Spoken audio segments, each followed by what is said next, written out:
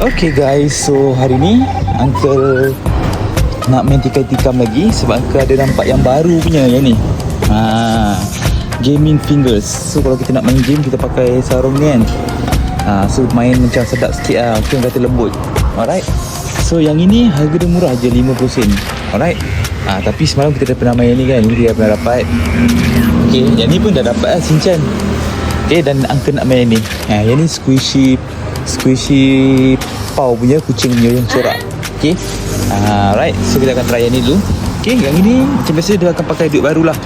So harga dia 50 sen saja ni. Okay. Harga dia 50 sen. Right, kita try tengok. Okay, ni dia cara ringan tapi boleh jadi dapat. Okay, nampak? Okay, simpan dulu. Lepas tu kita akan try lagi. Okay, ni dah kita try lagi satu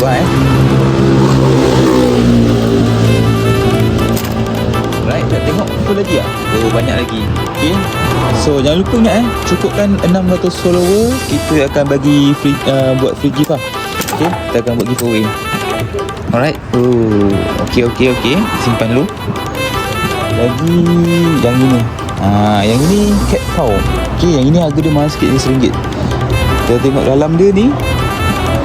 Dalam dia banyak lagi. So maksudnya ada peluang lah. So angka target dapat warna putih pun jadi warna putih.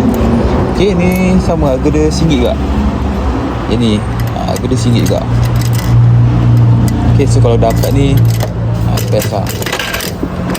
Okay, kita tengok. Alright. Okay, nampak tahin. Okay, so kita tengok dulu. Right, 3 ni kita akan unboxing. Mata dapat. Okay, so kita nak buka kat mana? Unboxing kat mana?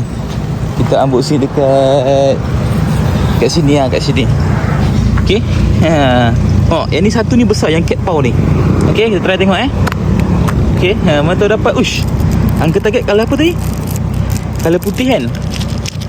Tapi kalau tengok gaya dia macam hari ni angkat ada ong lah. Walau Okay, cantik